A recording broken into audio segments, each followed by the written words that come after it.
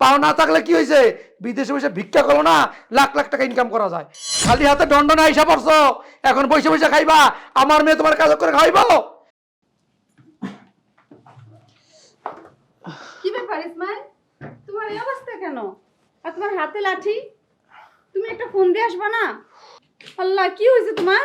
কি হয়েছে তোমার? তুমি বাংলাদেশ থেকে তো ভালোই গেছো, তোমার এখন কি হয়েছে? ভাবি, আপনি শান্ত হন, আপনি উত্তেজিত হবেন না। আমরা প্রবাসে একসাথে থাকি, কাজ করি। তো একটা কোম্পানিতে কাজ করতে গিয়ে ভাইয়ের পাটা নষ্ট হয়েছে, ওই জন্য ভাইকে কোম্পানি থেকে দেশে পাঠিয়ে দিয়েছে। তো ভাইকে আমি আপনার কাছে নিয়ে আসছি। তো ভাবি থাকেন, আমার একটা জরুরি কাজ আছে, আমি আসি। আচ্ছা ভাই থাকেন, তাহলে আমি গেলাম। আচ্ছা আমারও একটা জরুরি কাজ আছে, তো থাকেন। ভাবি, যা, আসসালামু আলাইকুম। সাবধানে যাই যা। ওকে। তোমার কি হয়েছে বলো, কিভাবে কি হয়েছে? তুমি তো বাংলাদেশ থেকে ভালো গেছো, অথচ এখন তোমার পায়ের এই অবস্থা। আমি বুঝতেছি না কি করবো এখন। আচ্ছা তুমি শান্ত হও, উত্তেজিত হও না। আসলে আমি প্রবাসে যেই প্রতিষ্ঠানে কাজ করতাম, কাজ করার সময় হঠাৎ একটা দুর্ঘটনা হয়। তো আমার এই পাটা একদম গুঁড়া গুঁড়া হয়ে যায়, হাড্ডি। তো এখন ডাক্তার বলছে এই পাটা আমার কাজ করবে না, পাটা কেটে ফেলতে হবে। যত তাড়াতাড়ি সম্ভব পাটা কেটে ফেলতে হবে, তা না হলে আমার সমস্যা হবে। পরবর্তীতে দেখা যায় 2 পা কাটা হইতে পারে। তো এই জন্য প্রবাস থেকে আমাকে দেশে পাঠাই দিছে, চলে আসছি। কি বলো তুমি? তোমার এত বড় ক্ষতি হয়ে গেছে, পাটা একবারে ভেঙে গুঁড়ো গুঁড়ো হয়ে গেছে, অথচ তুমি বাংলাদেশে আসছো, আমাকে একটা ফোনও দিলা না। আসলে জিনিসটা তুমি বোঝার চেষ্টা করো। আমি অ্যাক্সিডেন্ট হওয়ার পরে আমার কোনো সেন্স ছিল না যে আমি কাউকে জানাবো, হ্যাঁ, মানে কাউকে ইনফর্ম করব। কোম্পানি থেকে আমাকে যতটুকু সম্ভব ট্রিটমেন্ট করছে, কিন্তু তাদের তো আর আমাকে কোনো লাভ নাই, বুঝছো? কী করবো আমাকে দিয়ে? আমি অচল, কাজ করতে পারতেছি না। এই জন্য আমাকে জাস্ট প্লেন ভাড়া দিয়ে আমাকে দেশে পাঠিয়ে দিচ্ছে, কিছু টাকা পয়সা দিয়ে। তো এখন তো আমার এই পাটা চিকিৎসা করতে অনেক টাকা পয়সা লাগবে। আমি বুঝতেছি না কি করব আসলে। কি বলো তুমি? তোমার এত টেনশন করতে হবে না। তুমি যে ফিরে আসছো বাংলাদেশে, আমার কাছে আসছো, এটাই আমার কাছে অনেক। দরকার হয় আমি বাড়ি গাড়ি সবকিছু বিক্রি করে দেবো তোমার জন্য, তারপর আমি তোমাকে সুস্থ করে তুলবো। কি রে মা? বাবাজি, তুমি কখন আইছো? এ তো কিছুক্ষণ আগে আসছি। কিছুক্ষণ আগে? তো তোমার এই অবস্থা কেন? তোমার হাতে লাঠি কেন? আর পায়ে কি হয়েছে বলো? কি রে মা, কথা বলছ না কেন? কি হয়েছে? দেখো না বাবা, তোমার জামাই ভালো গেছে বাংলাদেশ থেকে, এখন পঙ্গু হয়ে আসছে। এখন ও তো টাকা পয়সা টেনশনে চিকিৎসা করবে না, এখন আমি কি করব বুঝতেছি না। বাবাজি, আমার মেয়ে কি বলতেছে এগুলা? হ্যাঁ বাবা, তোর মেয়ে ঠিকই বলতেছে। আসলে ডাক্তার বলছে যত তাড়াতাড়ি সম্ভব আমার পাটা কাইটা ফেলাইতে। আর তা না হলে আমার দেখা যায় 2টা পাও চলে যেতে পারে। এই জন্য আমি দেশে চলে আসছি। এত টাকা পয়সা নাই যে বিদেশে চিকিৎসা করবো, কোম্পানি দিবে না। এইখানে আইছো কেন? এইখানে আইছে কেন? বিদেশে বসে ভিক্ষা করতা, হ্যাঁ? এখন প্রতিবন্ধী হয়ে পঙ্গু হইয়া আমার মেয়ের জীবন নষ্ট করতে তুমি আইছো, হ্যাঁ? আমার মেয়ে তোমাকে দিয়ে কি করবে? কি করবে বলো?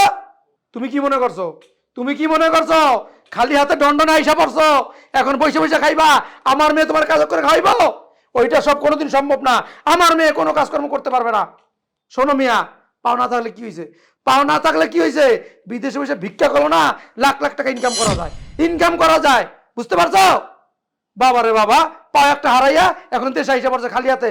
কয় লাখ টাকা নিয়ে আইছো? কয় লাখ টাকা নিয়ে আইছো যে বসে বসে খাইবা? বাবা, তুমি এগুলো কি বলতেছো? সে আমার স্বামী, সে পঙ্গু হয়েছে, যাই হয়েছে, সে তো আমার কাছেই আসবে। এই, কিভাবে অপমান করতেছো তারে? আমি তোর বাপ, একটা কথা বলবি না। এই পঙ্গুর সাথে তোর জীবন নষ্ট করবি তুই, হ্যাঁ? তোকে আমি আরেক জায়গায় বিয়ে দেবো, আমার বন্ধুর ছেলের সাথে বিয়ে দিব। এই পঙ্গুর সাথে তোর সংসার করার দরকার নাই। এই, ওর সাথে তুই সংসার যদি করস, সারা জীবন তোর কাজ করে মানুষের ভিক্ষা করে তোর খাওয়াইতে হবে। তুই পারবি? তুই পারবি? তুই আমার মেয়ে, তুই আমার মেয়ে।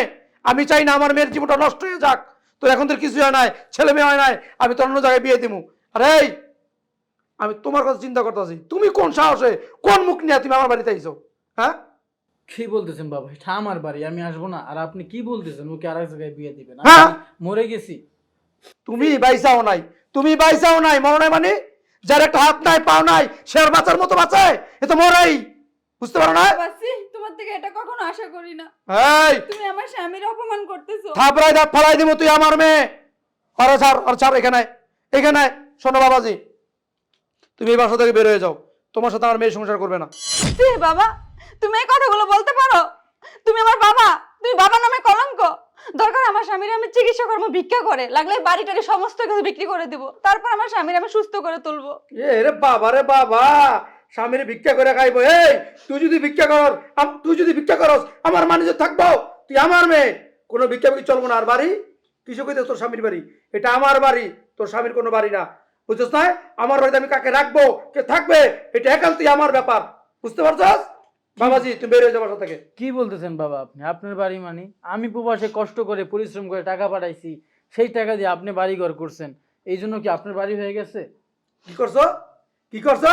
তুমি আমার 1 টাকাও দাও না। বাবা রে বাবা, 1 টাকা দিয়ে আমি বাড়ি করছি। আর বেটা, আর যাইবার সময় আমার তো 15 লাখ টাকা নিচ্ছস, ওই টাকা কবে দিবে এইটা কও, বুঝছস না? বাবা আপনি কি বলতেছেন? আপনি আমাকে 15 লাখ টাকা দিয়েছেন, আপনি আমাকে 5 লাখ টাকা দিয়েছেন, আর আমি তো প্রবাসে গিয়ে কাজ করে আপনার টাকা পরিশোধ করে দিছি। আর মাসে মাসে আমি জুইকে টাকা পাঠাতাম, সেই টাকা দিয়েই তো এই বাড়ি ঘর হয়েছে। শোনো, আপনি কিভাবে বলেন যে বাড়ি ঘর আপনার? আমি শোনো। বুঝতেছি না। জুই কি? হ্যাঁ বাবা, আপনাকে তো টাকা দিয়ে দিছে ও, আমি তো নিজে আপনাকে টাকাগুলো দিয়ে দিলাম। বেয়াদব মাইয়াজান কোথাকার, তোর জামাই টাকা দিছে? টাকা দিছে? 1 টাকাও দেয় না তোর জামাই আমারে, বুঝছস না? শোন, তুই আমার মেয়ে, আমি যেটা বলবো ওইটাই তোর শুনতে হবে। দিঘায় ওর সাথে তোর কোনো সম্পর্ক নাই, আর তুই তালাক দিয়ে দিবি, আর তুই তালাক দিয়ে দিবি। আমি আমার বন্ধুর পোলা লাগে তোরে বিয়া দিমু, এই পঙ্গুর লাগে তোর থাকতে দিব না, তোর জীবনটা আমি নষ্ট দিয়ে দিব না, কারণ আমি তোর বাপ। এই ফকিনির পোলা, তুই আর কোনো টাকা পয়সা দেস নাই, আমার বাসা থেকে এই মুহূর্তে তুই বেরিয়ে যা। বাবা এই বাড়ি থেকে যদি বের হতে হয় আপনাকেই হবে, আমাকে না। এটা আমার পরিশ্রমে এই বাড়িঘর করা, ঠিক আছে? আমি প্রবাসে বসে আমার মাথার ঘাম পায়ে ফেলে আমি এই বাড়িঘর করেছি। আজকে আপনারা এখানে আরামায়েশ করতেছেন আর আমাকে বলছেন আমার বাড়ি থেকে বের হয়ে যেতে। আপনারা বের হবেন। কি? ওরে ফকিনির বাচ্চা, হ্যাঁ উইরে জুইরে বয়ে তোমার বাড়ি হয়ে গেছে গা, ল্যাংরার পর ল্যাংরা, হ্যাঁ তোর কত না বেরিয়ে যাবো গা, বাইরে বাইরে ফকিনির বাচ্চা। বাবা তুমি কি করতেছো? ও অসুস্থ এমনিতেই, তুমি ওরে ধাক্কা মারে ফলাইতে পারলা? বাবা রে বাবা, পঙ্কু জামার লেগে দি তোর দরদ উঠলে পড়তাছে, হ্যাঁ? এই ল্যাংরা কি করবি তুই? কি করবি? ওরে গোসল করা দিতে হইব, ওর পায়খানা পর্যন্ত তোর পরিষ্কার করতে হইব, এগুলো করবি? হ্যাঁ আমি সব করবি? করবো, হ্যাঁ সব করবো আমি। বাবা রে বাবা, সব করবো। এই ঠিক আছে, তোর জামার লেগে এত মায়া না, তুইও বাইতে বাইরা, এই বাইরা, এই ফকিনি বলা বাইরা, বাইরে আসতে গেলে বাইর হইতে হলে তোমার বের হইতে হবে, আমরা বের হব না, এটা আমাদের বাড়ি। শোন, এটা তোদের বাড়ি না, এই বাড়ি না আমার নামে করছি, এই বিষয় সম্পত্তি সব আমার, বুঝতে পারছস? তুমি সব জালিয়াতি করে নিছো তাইলে আমাদের কাছ থেকে। বাবাজি তোর পা দিয়ে লড়তাছে, পাও তো ভালোই, হ্যাঁ বাবাজি? পা লড়তেছে? আমার পা একদম ঠিক আছে, 100% ঠিক আছে। আমার পায়ের কিচ্ছু হয় নাই। হইছে আপনার, কিচ্ছু হয় না মানে? হইছে আপনার, আমার কিচ্ছু হয় নাই। কি ব্যাপার ইসমাইল, তোমার পা ঠিক আছে? আল্লাহ, যাক আমার ভালো লাগতেছে এখন, সত্যি তোমার পা ঠিক হয়ে গেছে। জুই তুমি শান্ত হও, আমার পা একদম ঠিক আছে, আমার পায়ের কিচ্ছু হয় নাই, আমি একদম সুস্থ।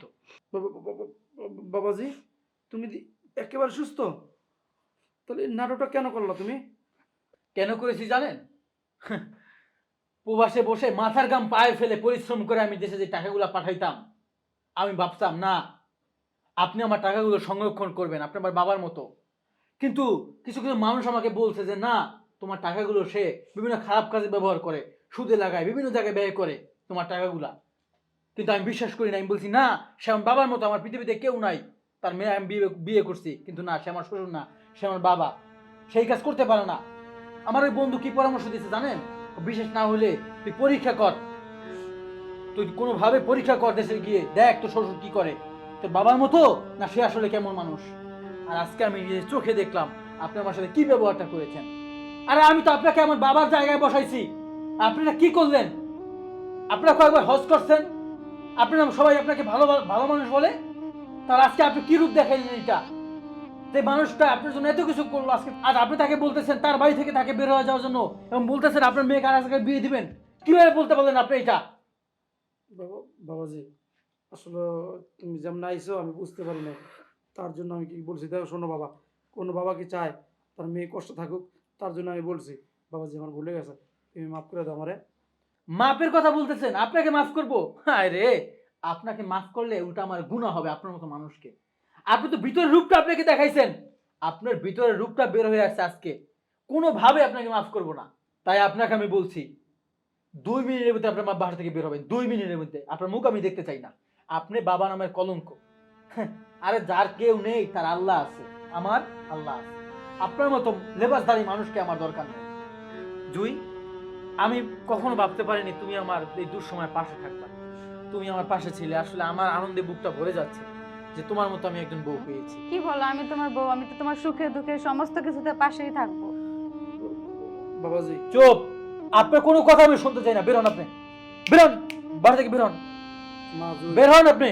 আমি তো ভুল করে ফেলেছি, তোর জামার একটু বুঝাস না। না, তোমার কোনো কথা আমরা শুনবো না, আমার স্বামী যা বলে তাই। যান, বের হন। বাবাজি, বাবাজি, বাবাজি। জুই, তুমি আমাকে মাফ করে দাও। আমি না পারতে তোমার বাবাকে বাসা থেকে বের করে দিয়েছি। না না, সমস্যা নাই, পাপ বাপেরও ছাড়ে না, যেমন কর্ম তেমন ফল। চলো, তুমি শান্ত হও।